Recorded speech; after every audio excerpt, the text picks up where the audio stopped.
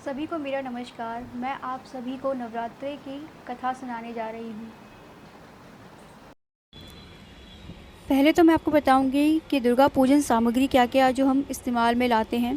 गंगा जल, रोली, मौली जो धागा हाथ में हम बांधते हैं, पान, सुपारी, धूप बत्ती, घी का दीपक, फल फूल की माला, विप्ल पत्र, चावल, केले का खंभा, बंधनवार के वास्ते आम के पत्ते, चंदन घट, नारियल, सयोन संधि, हल्दी की गांठ, पंचरत्न, लाल वस्त्र, पूर्ण पात्र, गंगा की मृतिका, जौ, बताशा, सुगंधित तेल, सिंदूर, कपूर, पंच सुगंध, नैवेद्य के वास्ते फल इत्यादि, दूध, दही, मधु, चीनी, गाय का गोबर, गोमूत्र, गौ दूध, गौ दही, गौ घृत, गौ जी की स्वर्ण मूर्ति अथवा मृतिका की प्रतिमा, कुमारी पूजन के लिए वस्त्र, आभूषण तथा नैवेद्य आदि, अष्टमी में ज्योति पूजन के वास्ते उपरोक्त सामग्री।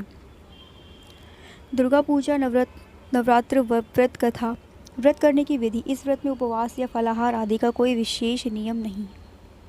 प्रातःकाल उठकर स्नान करके मंदिर में जाकर या घर पर ही नवरात्रों में दुर्गा जी का ध्यान करके यह कथा पढ़नी चाहिए। कन्याओं के लिए व्रत विशेष फलदायक है। श्री जगदम्बा की कृपा से सब विघ्न दूर होते हैं। कथा के अंत में बारंबार दुर्गा माता तेरी सदा जय हो का उच्चारण करें। कथा की शुरुआत होती है। मनोरथ पूर्ण करने वाली दुर्गा महादेवी सूर्य और नारायण का ध्यान करते हैं। वे मनुष्य धन्य हैं। यह नवरात्र व्रत संपूर्ण कामनाओं को पूर्ण करने वाला। इसके करने से पुत्र चाहने वाले को पुत्र, धन चाहने वाले को धन, विद्या चाहने वाले को विद्या और सुख चाहने वाले को सुख मिलता है। इस व्रत को करने से रोगी मनुष्य का रोग दूर हो जाता है और कारागार में पड़ा हुआ मनुष्य बंधन से मुक्त हो जाता है। मनुष्य की तमाम विपत्तियां दूर हो जाती हैं और उसके घर में संपूर्ण संपत्तियां आकर उपस्थित हो जाती हैं।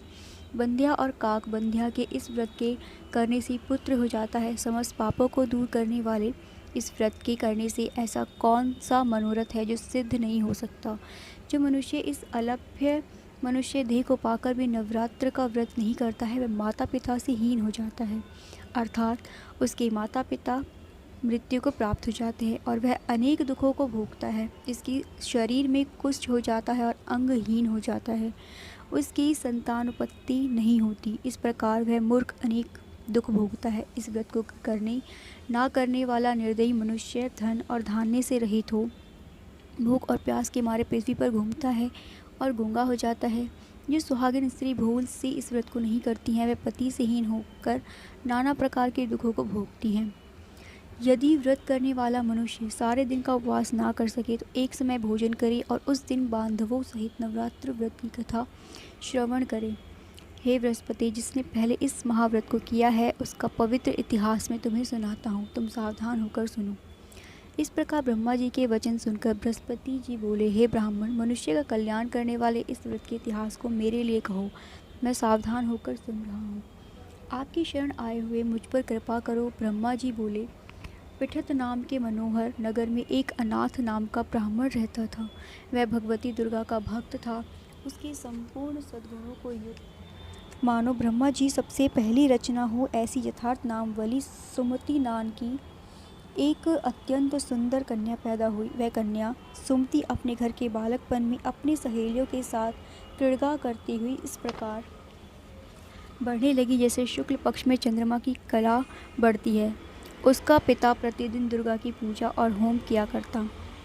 उस समय वह भी नियम से वहां उपस्थित होती थी। एक दिन वह सुमति अपनी सखियों के साथ खेलने लग गई और भगवती के पूजन में उपस्थित नहीं हुई। उसके पिता को पुत्री की ऐसी असावधानी देखकर क्रोध आया और पुत्री से कहने लगा कि हे दुष्ट पुत्री, आज प्रभात से तुमने भगवती का पूजन नहीं किया, इस कारण मैं किसी कुष्ठी और दरिद्र मनुष्य के साथ तेरा विवाह करूँगा। इस प्रकार कुपीत पिता के वचन सुनकर सुमति को बड़ा दुख हुआ और पिता से कहने लगी कि हे पिताजी, मैं आपकी कन्या हूँ, मैं आपकी सब तरह से अधीन हूँ, जैसी आपकी इच्छा हो वैसा ही करो। रोगी कुष्ठी अथवा और किसी के साथ जैसी तुम्हारी इच्छा हो मेरा विवाह कर सकते हो। होगा वही जो मेरे भाग्य में लिखा है। मेरे तो इस पर पूर्ण विश्वास है। मनुष्य न जाने कितने मनोरथों का चिंतन करता है, पर होता वही है जो भाग्य में विधाता ने लिखा है। जो जैसा करता है उसको फल भी उस कर्म के अनुसार ही मिलता है, क्योंकि कर्म करना मनुष्य के अधीन है पर फल देव के अधीन है। जैसे अग्नि में पड़े हुए तृणानी उसको अधिक प्रदीप्त कर देते हैं, उसी तरह अपनी कन्या के ऐसे निर्भयता से कहे हुए वचन सुनकर उस ब्राह्मण को अधिक क्रोध आया। तब उसने अपनी कन्या का एक कुष्ठी के साथ विवाह कर दिया और अत्यंत क्रुद्ध होकर पुत्री से कहने लगा कि जाओ जाओ, जल्दी जाओ, अपने कर्म का फल भोगो, देखें केवल भाग्य भरोसे पर रहकर क्या करती है। इस प्रकार से कहे हुए पिता के कटु वचनों को सुनकर सुमति अपने मन में विचार करने लगी कि अहो, मेरे बड़ा दुर्भाग्य है जिसने मुझे ऐसा पति मिला। इस तरह अपने दुख का विचार करती हुई वह सुमति अपने पति के साथ वन चली गई और भयानक वन में कुशायुक्त उस स्थान पर उन्होंने वह रात बड़े कष्ट से व्यतीत की। उस गरीब बालिका की ऐसी दशा देखकर भगवती पूर्ण पुण्य प्रभाव से प्रकट होकर सुमति से कहने लगी कि हे दीन ब्राह्मणी, मैं तुम पर प्रसन्न हूँ, तुम जो चाहो वरदान मांग सकती हो, मैं प्रसन्न होने पर मन वांछित फल देने वाली हूँ। इस प्रकार भगवती दुर्गा का वचन सुनकर ब्राह्मणी कहने लगी कि आप कौन है जो मुझ पर प्रसन्न हुई हो, यह सब मेरे लिए कहो और अपनी कृपा दृष्टि से मुझ दीन दासी को कृतार्थ करो। ऐसे ब्राह्मणी का वचन सुनकर देवी कहने लगी, मैं आदिशक्ति हूँ और मैं ही ब्रह्मा विद्या और सरस्वती हूँ। मैं प्रसन्न होने पर प्राणियों का दुख दूर कर उनको सुख प्रदान करती हूँ। हे ब्राह्मणी, मैं तुझ पर तेरे पूर्ण जन्म के पुण्य के प्रभाव से प्रसन्न हूँ। तुम्हारे पूर्व जन्म का वृत्तांत सुनाती हूँ, सुनो। तुम पूर्व जन्म में निषाद की स्त्री थी और अति पतिव्रता थी। एक दिन में पति निषाद से चोरी की। चोरी करने के कारण तुम दोनों को सिपाहियों ने पकड़ लिया और ले जाकर जेल के खाने में बंद कर दिया। उन दोनों ने तेरे को और तेरे पति को भोजन भी नहीं दिया। इस प्रकार नवरात्र के दिनों में तुमने ना तो कुछ खाया और ना ही जल पिया, इसलिए मैं 9 दिन तक नवरात्र का व्रत हो गया। हे ब्राह्मणी, उस दिनों में जो व्रत हुआ उस व्रत के प्रभाव से प्रसन्न होकर तुम्हें मनवांछित वस्तु दे रही हूँ। तुम्हारी जो इच्छा हो सो मांगो। इस प्रकार दुर्गा के कहे हुए वचन सुनकर ब्राह्मणी बोली कि अगर आप मुझ पर प्रसन्न हैं तो हे दुर्गे, आपको मैं प्रणाम करती हूँ। कृपा करके मेरे पति के कोढ़ को दूर करो। देवी कहने लगी कि उन दिनों में जो तुमने व्रत किया था उस व्रत के एक दिन का पुण्य अपने पति का कोढ़ दूर होने के लिए अर्पण करो। मेरे प्रभाव से तेरा पति कोढ़ से रहित और सोने के समान शरीर वाला हो जाएगा।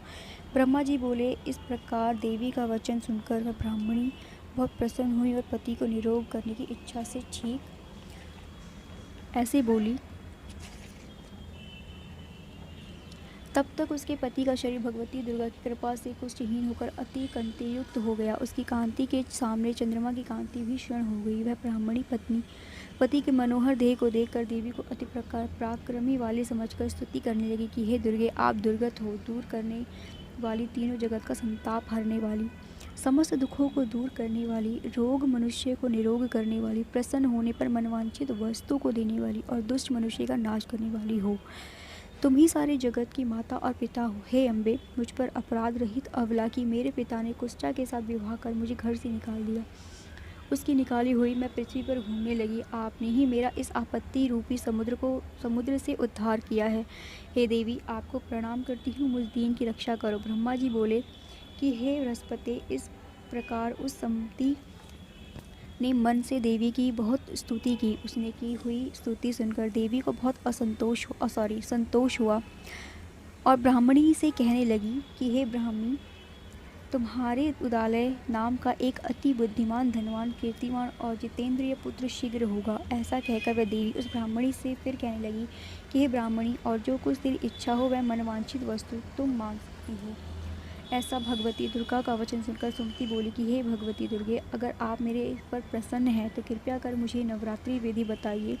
हे दयावती, जिस विधि से नवरात्र व्रत करने से आप प्रसन्न होती हैं उस विधि और उसके फल को मेरे लिए विस्तार से वर्णन करें।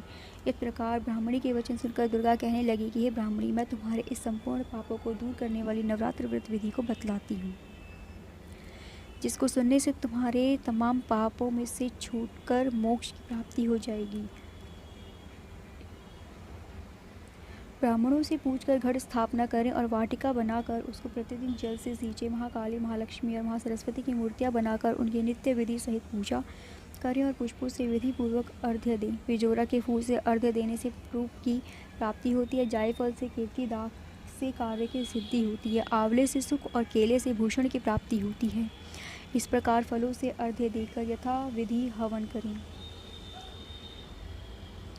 खांड, घी, शहद, गेहूँ और तिल, बिंब, नारियल, दाख और कदम्ब, इनसे हवन करें। गेहूँ होम करने से लक्ष्मी की प्राप्ति होती है। कमल से राज सम्मान और दाखों से सुख संपत्ति की प्राप्ति होती है।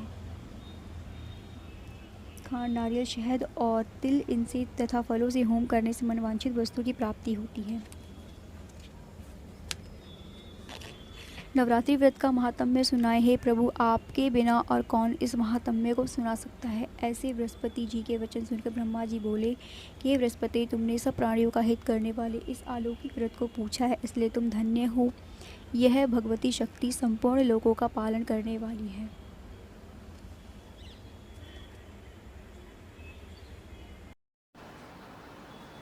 यहीं पर समाप्ति होती है नवरात्रि के व्रत कथा की। आशा करती हूँ कि आप सभी के मनोकामनाओं की पूर्ति हो। माता रानी आप सभी के मनोकामनाओं की पूर्ति करे। धन्यवाद।